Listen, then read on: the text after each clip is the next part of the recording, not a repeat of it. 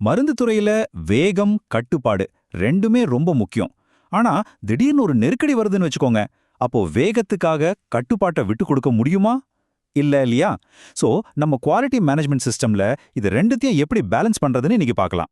சரி, ஒரு நிமிஷம் இதை யோசிச்சு பாருங்க. உங்க கம்பெனில ரொம்ப முக்கியமான ஒரு மிஷின் திடீர்னு நின்னுடுச்சு. ப்ரொடக்ஷன் மொத்தமா ஸ்டாப். பிரஷர் பயங்கரமா ஏறுது. இந்த மாதிரி ஒரு நெருக்கடியான நேரத்துல தாங்க உங்க குவாலிட்டி சிஸ்டமோட உண்மையான பலம் என்னன்னு டெஸ்ட் பண்ணப்படும். பொதுவா ஃபார்மா இண்டஸ்ட்ரியில எல்லாமே பிளான் பண்ணி ஒரு கண்ட்ரோலான சூழல்ல தான் நடக்கும் இல்லையா? ஒவ்வொரு சின்ன மாற்றமும் பல தடவை செக் பண்ணி அப்ரூவ் பண்ணி தான் செயல்படுத்துவாங்க. இதுதான் குவாலிட்டியோட பேஸ். ஆனா நாம பிளான் பண்ணாத ஒன்னு நடக்கும்போது என்ன பண்றது? அங்கதாங்க அசல் சவாலே ஆரம்பிக்குது. இந்த டாபிக்ல நம்ம என்னென்ன பார்க்க போறோம்னா, முதல்ல திட்டமிடாத மாற்றங்கள்னா என்ன, அப்புறம் அதுக்கு என்ன ரூல்ஸ் இருக்கு, சரியான வழிமுறை என்ன, பொதுவா என்ன தப்பு நடக்கும், கடைசியா வேகத்தையும் ஒழுங்கையும் எப்படி ஒன்னா கொண்டு வரதுன்னு பார்க்க போறோம். சரி வாங்க முதல் விஷயத்துக்குள்ள போலாம். இந்த திட்டமிடப்படாத மாற்றங்கள், அதாவது அன்பிளான் சேஞ்சஸ்னா என்ன, அது எப்படி வருது? இதுதான் எமர்ஜென்சி சேஞ்சுக்கான ஃபார்மல் டெஃபினிஷன். இங்க கவனிக்க வேண்டிய முக்கியமான வார்த்தைகள் ரெண்டு.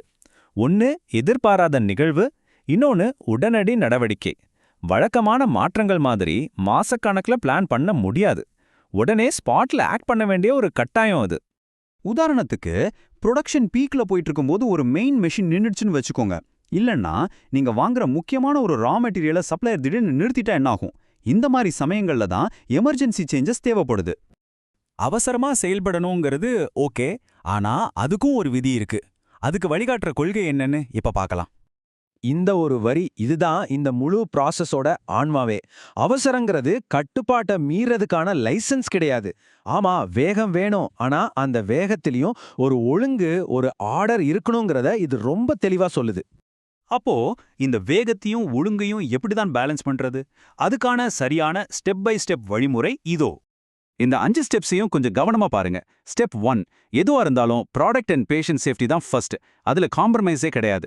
ஸ்டெப் 2, இந்த மாற்றத்தால என்னென்ன ரிஸ்க் வரலான்னு உடனே ஒரு அசஸ்மெண்ட் பண்ணணும். ஸ்டெப் 3, வெறும் வாயில சொன்னா பத்தாது, அதுக்கு முறையா ஒரு ஆத்தரைசேஷன் வாங்கணும். ஸ்டெப் 4, நாம எடுத்த ஒவ்வொரு சின்ன ஸ்டெப்பையும் துல்லியமா டாக்குமெண்ட் பண்ணணும். கடைசியா ரொம்ப ரொம்ப முக்கியமான 5வது ஸ்டெப், தற்காலிகமா பிரச்சனையை சரி பண்ணிட்டோம் நிக்காம முழுமையான சேஞ்ச் கண்ட்ரோல் ப்ராசஸை கம்ப்ளீட் பண்ணணும். இப்போ இந்த ப்ராசஸ்ல நிறைய கம்பெனிங்க எங்க சறுக்குறாங்கன்னு பார்ப்போம். இது ஒரு பெரிய வலை மாதிரி.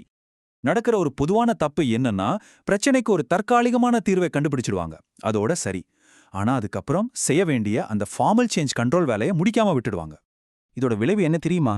ஒரு ஆடிட் வரும்போது இதை ஒரு சின்ன தப்பா பார்க்க மாட்டாங்க. இது உங்க முழு சிஸ்டமும் ஃபெயிலியர்னு சொல்லிடுவாங்க. அதுக்கப்புறம் வர்ற விளைவுகள் ரொம்பவே கடுமையா இருக்கும். இந்த தப்பை தவிர்க்கிறதுக்கு உதவுற ஒரு டூல் தான் தற்காலிக கட்டுப்பாடுகள், அதாவது டெம்பரவரி கண்ட்ரோல்ஸ். ஒரு தற்காலிக தீர்வு எவ்வளவு நாளைக்கு இருக்கும், அதை யார் எப்படி மேனேஜ் பண்ண போறாங்கன்னு முன்னாடியே தெளிவா வரையறுக்கணும். நீங்க எந்த ஒரு டெம்பரரி நடவடிக்கை எடுத்தாலும் சரி, இந்த 4 கேள்விகளை உங்களுக்கு நீங்களே கேட்டுக்கோங்க. இது எவ்வளவு காலம் இருக்கும்? இதுக்கு யார் பொறுப்பு? இதை எப்படி மானிட்டர் பண்ணுவோம்? எப்போ சிஸ்டம் பழையபடி நார்மலுக்கு வரும்? இதுக்கு தெளிவான பதில் உங்ககிட்ட இருந்தா நீங்க கண்ட்ரோல்ல இருக்கீங்கன்னு அர்த்தம். இதுதான் ஒரு தற்காலிக தீர்வுக்கும் கண்ட்ரோல் இல்லாத ஒரு மாற்றத்துக்கும் உள்ள வித்தியாசம். சரி, இப்போ கடைசியா வேகமான நடவடிக்கையும் சட்டதிட்டங்களுக்கு உட்பட்ட இணக்கமும், இது ரெண்டையும் எப்படி ஒன்னா சாதிக்கிறதுன்னு தொகுத்து பார்க்கலாம்.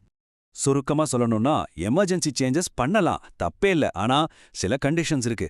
அந்த மாற்றம் கண்டிப்பா கட்டுப்பாடுள்ளதா இருக்கணும், சரியா ஆவணப்படுத்தப்பட்டிருக்கணும், அதுக்கும் ஒரு சரியான காரணமும் இருக்கணும். முக்கியமா பிரச்சனை தீர்ந்ததுக்கு அப்புறம் அதை முழுசா ரிவ்யூ பண்ணியிருக்கணும்.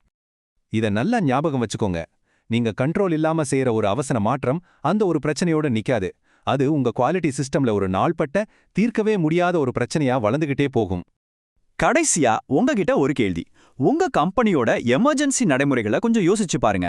எவ்வளோ பெரிய பிரஷர் வந்தாலும் அதால முழுமையான இணக்கத்தையும் கட்டுப்பாட்டையும் உறுதி செய்ய முடியுமா?